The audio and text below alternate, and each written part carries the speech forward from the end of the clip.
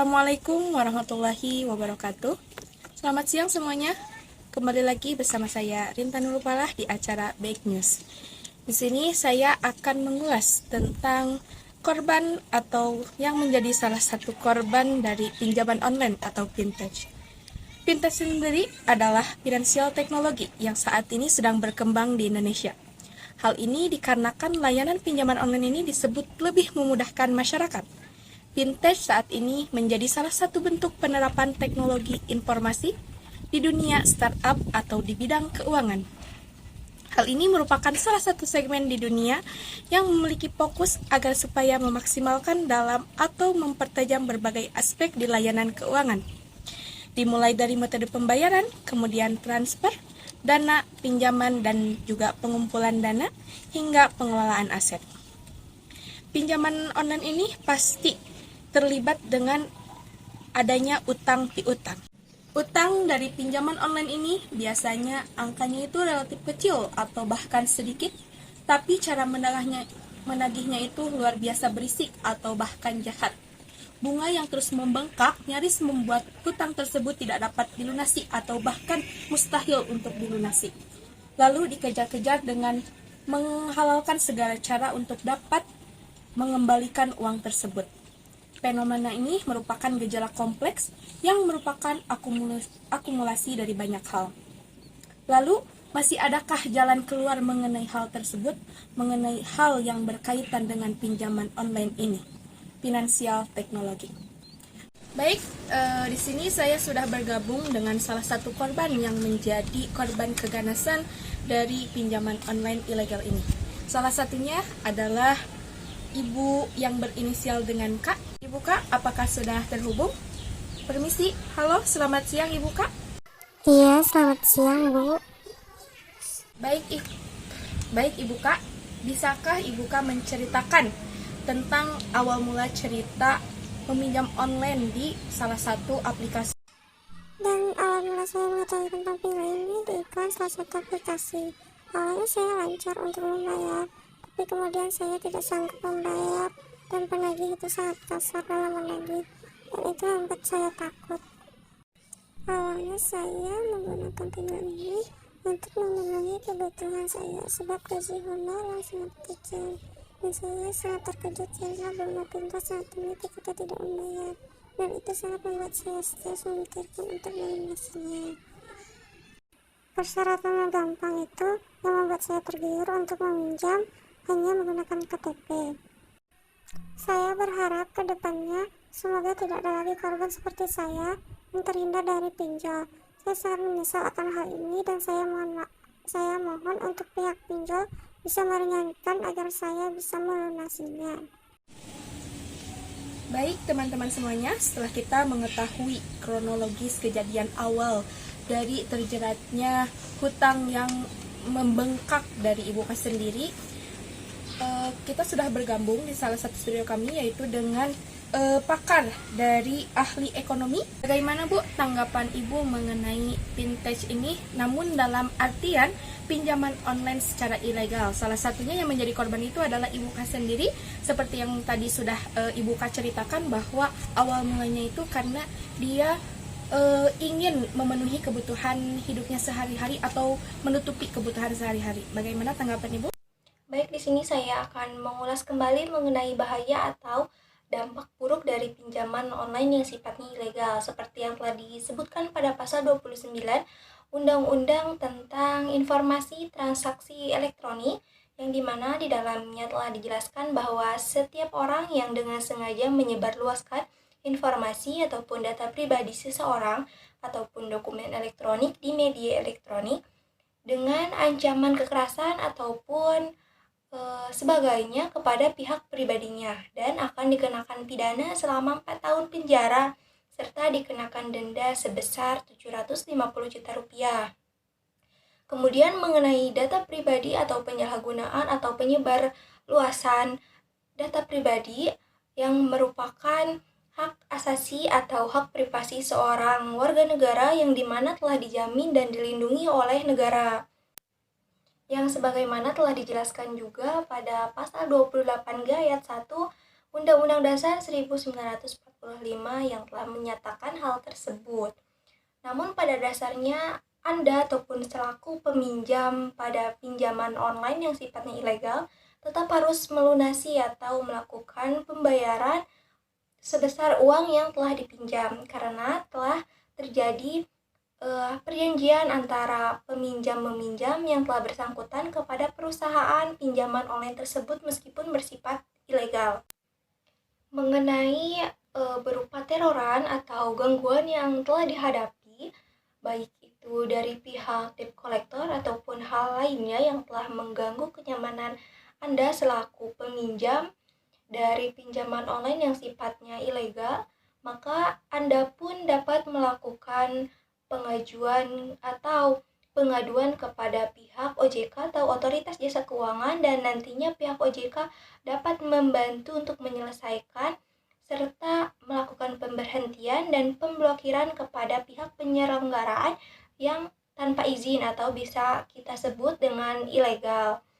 Nah, untuk itu perlunya diperhatikan bahaya atau dampak buruk dari pinjaman online yang sifatnya ilegal. Selain pada nilai bunga yang cukup lebih besar, kita pun akan diteror oleh pihak debt collector itu sendiri.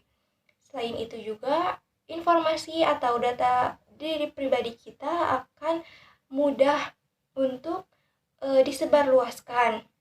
Maka daripada itu, kita selaku peminjam atau yang nantinya akan melakukan pinjaman online atau sebuah pinjaman lainnya dapat melakukan kepada perusahaan yang sifatnya legal seperti halnya pada pihak bank ataupun koperasi yang tentunya lebih aman, dan data diri pribadi pun akan jauh lebih aman dibandingkan kepada pihak peminjam yang sifatnya ilegal. Mungkin hanya itu yang dapat saya perjelas kembali mengenai bahaya atau dampak buruk dari pinjaman online yang sifatnya ilegal. Perlu kita perhatikan kembali dan tentunya dijadikan bahan pembelajaran untuk kita semua dalam melakukan suatu tindakan ke depannya. Semoga dapat membantu dan semoga bermanfaat untuk kita semua. Terima kasih.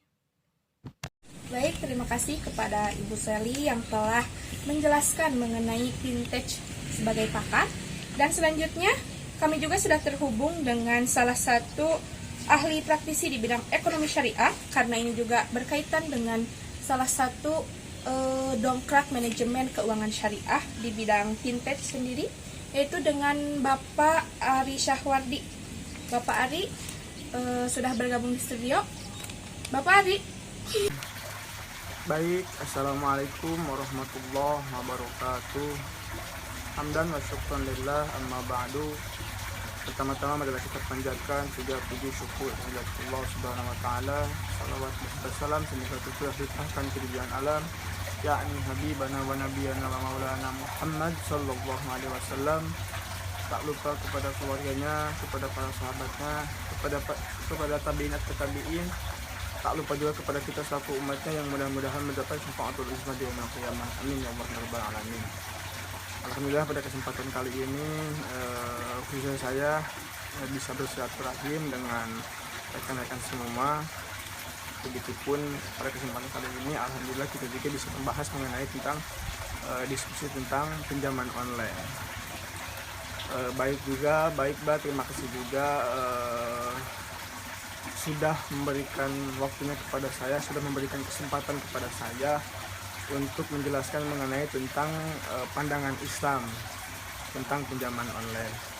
Dalam ijtima ulama bahwasanya kalau misalkan berbicara tentang pinjaman online itu kan sudah marak khususnya di masyarakat, entah itu maupun muda, tua,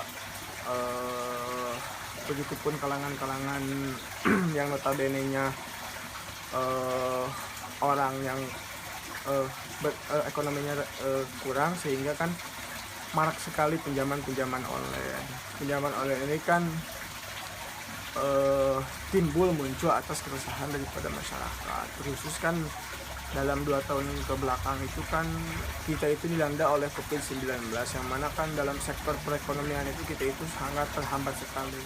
Maka dari itu pinjaman-pinjaman online sekarang itu sudah marak gitunya, sudah marak di Indonesia.